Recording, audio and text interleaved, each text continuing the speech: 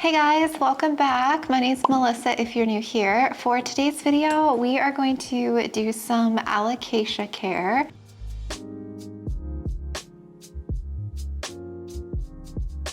This is my Variegated Alocasia Frydek. This is the main plant. And look at that gorgeous leaf. Isn't that beautiful? And it has gorgeous variegation. I have a new leaf coming in up top here that you can see. And I also have lots of baby Alocasia Corms. I have a silver dragon right here, and I have regal shields. So these Alocasias are corms that I took off of my main plants, and I'm going to be transitioning them out of Fluval Stratum. This stuff that they're in is called Fluval Stratum. It's mostly used in aquariums. I wanted to do this video because some people are asking me about how I transfer corms specifically. So I'm just going to show you how I do this process with mine and how I keep them growing and happy and from like drying up basically.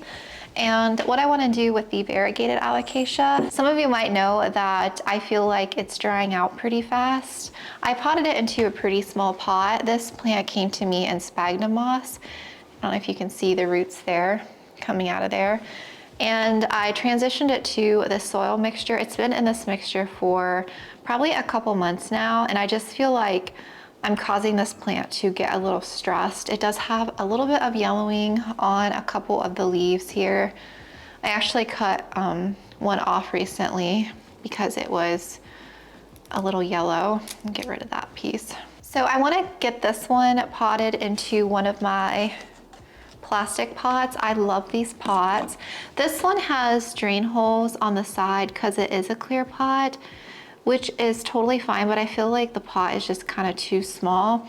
This one isn't much bigger. It's a 4-inch. This is a 3-inch, but it has less side drain holes, so I feel like it's going to help retain a little bit more moisture. It is a little bit larger. Alocasias, in my experience, do tend to like to be a little bit more on the root bound side, so I don't want to go up too large.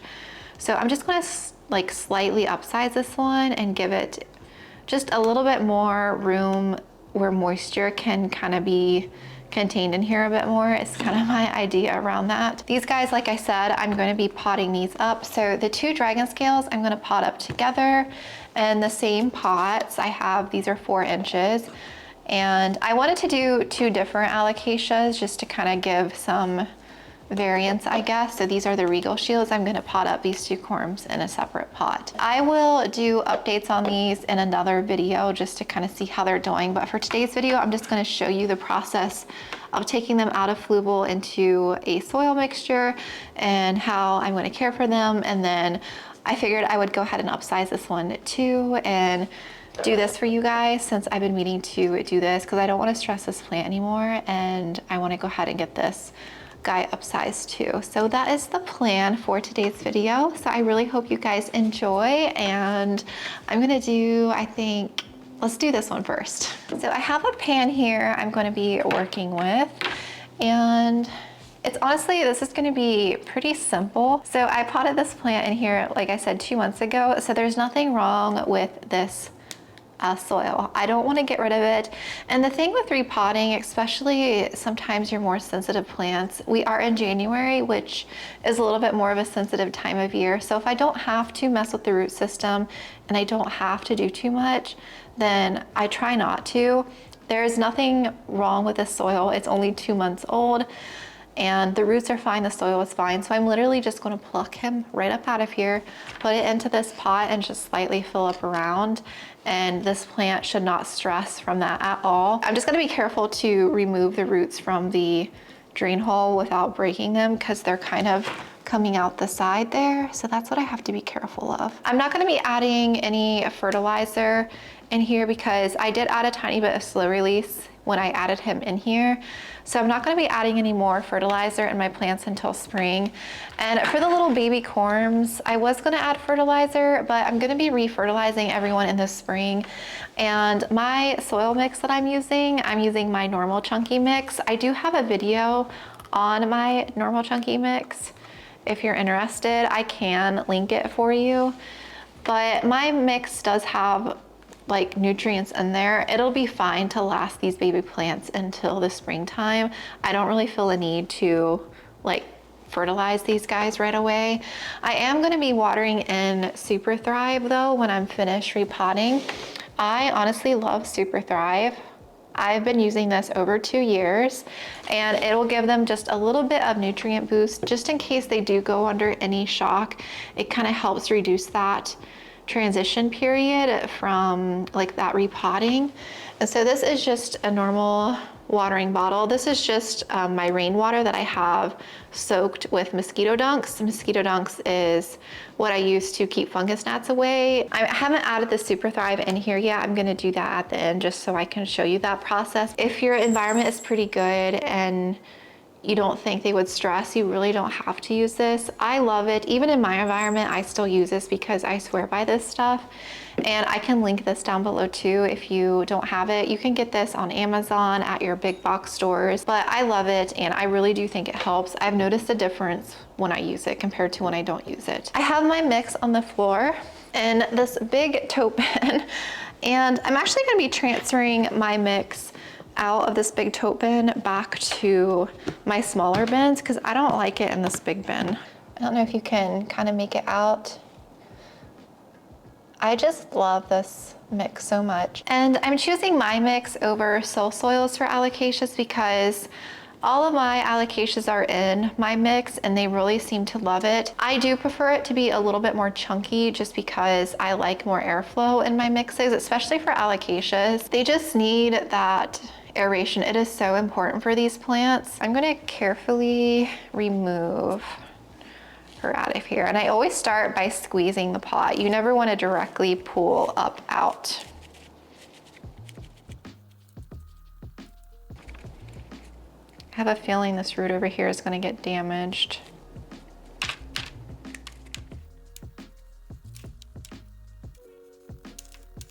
Yeah, it fell off, but that's okay. It'll grow a new root.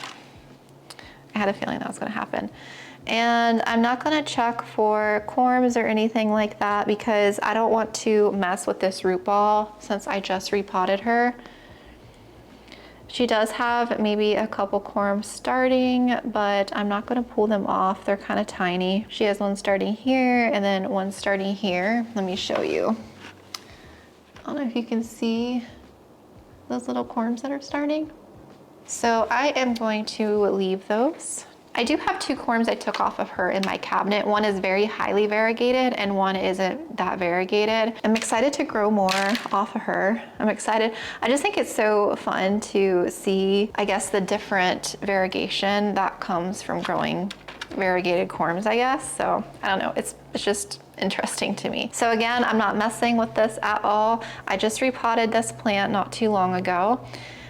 And I don't want to cause stress to this alocasia by undoing the root system. So I literally am not touching the roots at all, minus this root that I broke off, but it'll be fine. She has enough roots that she'll be able to support herself. By breaking one little root off is totally fine. So I'm gonna put some of my mix down in here and then just going to pluck right down in there. I'm just gonna fill up around. And again, I'm not gonna add any more fertilizer because she already has fertilizer in here from when I put her in here 2 months ago. Now I just watered this alocasia the other day. The soil is a little bit wet still, but I'm not gonna risk overwatering her if I give her just a little bit more water. I could probably wait, but since I am underwatering her, I know she's probably gonna dry out in the next couple days before I can get to water her again. So I'm gonna go ahead and water her with that Superthrive.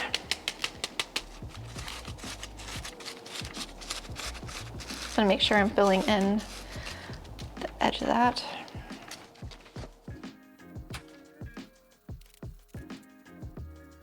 Now I do get questions on how I care for this Variegated Alocasia Frydek, and I just feel like I haven't had this plant long enough to really know what it needs and what it doesn't need. I am treating it like all my other alocasias, and the reason why I feel like I'm stressing it is because it is drying out too much in this tiny pot. I just feel like with the side vented holes, and just the tiny pot size is drying it out too fast in my space.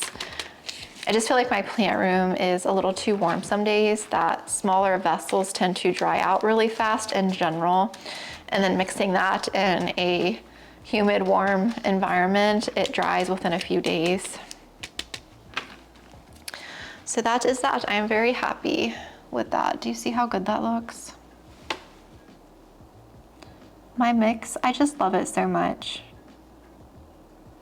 And my alocasias really love it. I'm not gonna fix anything that's not broken just to try something new. I think I'm always gonna be using this mix as long as I can because I just love it. And I do love soul soils too, don't get me wrong. I think it's a great mix, but I don't necessarily love it for every plant. I'm gonna go ahead and add. Now usually you add like 1 drop of this. It does not take very much at all into a cup of water. This is about a cup. I'm just gonna add like 1 or 2 drops. I don't really measure. You could use like a little syringe if you wanted, but I literally just pour some in the cap and I just like, it'll tap there. 2 little taps in there. And that's all you need. It won't take a whole lot of water just because the soil was pretty wet from the other day. I just want to blend that in a little bit.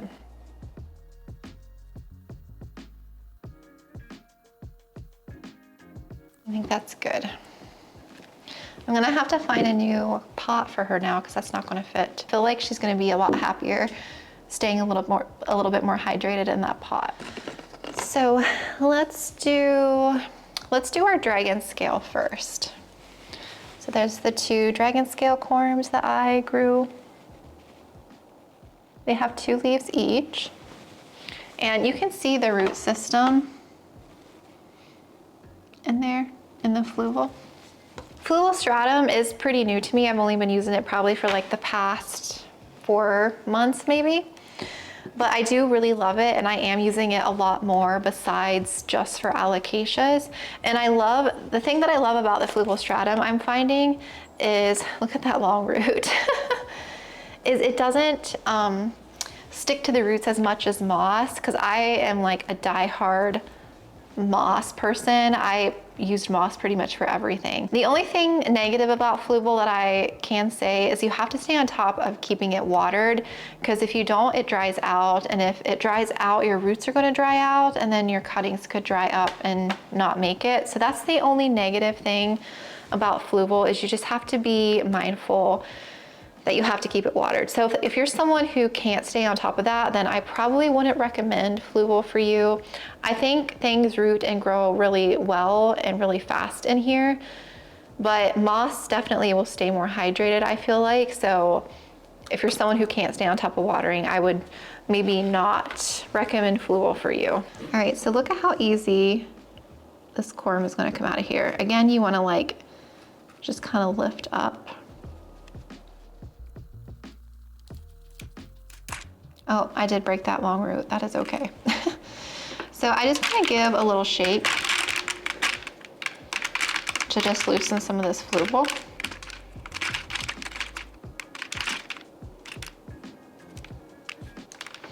There, do you see the root system?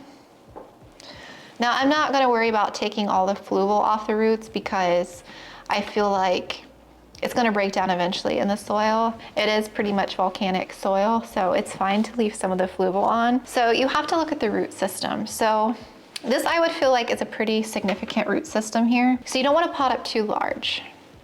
And there's nothing wrong. Now this corm, I definitely can wait and let this corm get to even the size of my Variegated Frydek that I just did. You don't have to transfer them right.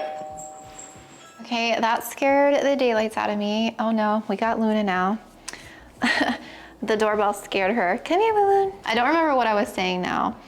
But yes, I think I was saying something about the root system. So just make sure that you have a pretty decent root system to support the transfer. I would definitely say this is really good. So there's not any rush to transfer corms. And with any propagation, I tend to let my roots and stuff get really long before I transfer to soil. Because if you think about it, the more roots you have. If some die off, then there's enough roots to support the rest of the plant. So you just want to keep that in mind. So this is the other cup of Fluval I had. This one doesn't have nearly as many roots, but it just comes like right out of there. And you can definitely like dump this over. You don't want to pull on roots. I probably shouldn't have pulled on that one. But again, that one has a pretty long root system as well. And we're just gonna plop these down in here, just like that. Minimal disturbance. So my plan is, I think just because I'm running out of room that is out of my cabinet, I might just leave these in my cabinet for a little while. I have all of my alocasias out of my cabinet. They do fine like in my normal room environment. Now grant you, my room environment may be a lot different than a lot of you guys depending on where you live. So my room environment is still pretty warm and humid. Now you don't want to bury these all the way, but you want to get them a good way down. Just be careful of how much of the stem you're burying. You want to get them down there good enough still that they're not flopping all over the place. And once they get established, they will start growing their own corms, and this will turn into a full-blown like alocasia plant. And you can definitely just do one corm per pot. You don't have to pot some together if you don't want. I just like the look of full plants, full pot, so I like to pot more than one together. So you can kind of see how I have the corm situated in there. Doesn't that look so good? That is so beautiful. And with my water, I'm just going to give this a drink. Just kind of watering this until it kind of drips a little bit out the bottom, and then I know that's enough. So next we have our Regal shields. Now my Regal shield now is pretty big, and I did add a corm in there, not last year, but the year before. And so I don't know if I'll add these corms back in to that one or not at some point. I don't know. You could definitely add these corms into your pot this size already, as long as they have a decent amount of roots. But if you struggle with alocasia corms and they seem to die on you, I definitely recommend doing it this way, potting them in a much smaller pot so that they can root a little bit more and establish themselves, and then you can transfer them to your main pot and repot them together. Just kind of loosen their roots from the plastic.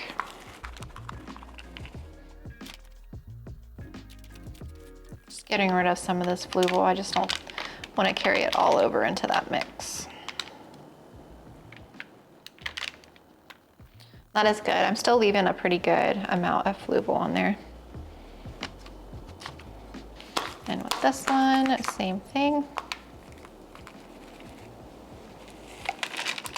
And I will probably be able to propagate several things in this Fluval. I'm definitely going to keep this. Fluval is very messy to work with. That's another negative I would say, is it's really messy. And it can kind of stain your hands black a little bit.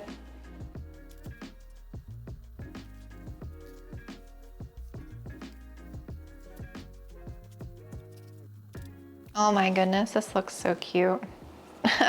I love this already.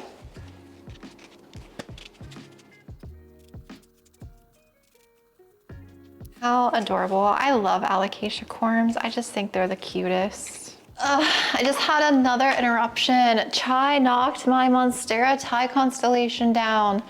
He broke a leaf off and the new growth is kind of ripped. I'm so mad at him. So he's been jumping on that table by my window in my plant room because the sun's coming in and it's so warm in that spot. But there's literally like no room for him, but he still insists on getting up there. And I literally have that entire row filled with plants and he still manages to squeeze and jump up there. Well, I guess this time he knocked my serpens down earlier today because I heard it crash in there. I don't know how to keep him off of that shelf. I don't really have anything to block him from jumping up there. And I don't really want to make a spot for him up there because I'm like, that's the best light. I need it for my plants. I don't know. I feel like he's been getting up there so much. Whenever we go out of town, I shut the plant room door so that they can't get in there. But while I'm home, I'm like, it's fine. I don't really want to keep my door shut, you know? I don't want to lock him out because all the cats like to be in there because it's so warm in that room. But man, if he keeps knocking my plants down, I'm gonna have to do something. So there's both of those. They are potted up. So they're in my mix. I water with Superthrive, and then I water these guys again when they're almost completely dry. I would say at least 3/4 dry. I imagine I'm probably gonna have to water these again in like 4 to 5 days probably. So I'll just keep an eye on it. And usually I can tell by sticking my finger in the soil. I don't even really finger test. I still finger test a lot. If I feel any kind of moisture, then I don't water. But I can usually just tell by feeling the pot. I've just gotten to know my pots so well and my mix so well that if it feels light, then I know, and it appears dry, then I know it's thirsty. And a lot of times I can just tell my plants are thirsty just by the way that they can tend to droop a little bit more. I will keep you guys updated on these. I'll do like maybe in my next plant update, so that would be the end of the month, so January, the end of this month, I will include these in my monthly plant updates and keep you guys updated on how they're doing. But I do not foresee any issues with these. I feel like they're going to transfer to this mix and do just fine. And here is the Frydek again. I'm going to have to find a cute pot for her. And yeah, I'm really happy. I'm really glad that I took care of her, because I definitely felt stress like letting her get so dry, you know. If you have any questions, let me know. I'm happy to try and help when I can, and hopefully, you know, you can get your little baby alocasias to grow and do well for you. I really don't have a secret to get them to grow. They just, I don't know. I think the important thing is not overwatering them and providing enough airflow and make sure they get enough light. And I think, honestly, I feel like if you give plants enough light, they're gonna do well for you, and make sure eventually you start feeding them as they continue to grow, I think is number one as well. And other than that, they just seem to do well. So I hope this was helpful. Again, thank you guys so much for watching and for being here. I will keep you updated on these at the end of the month. And yeah, I will talk to you guys soon.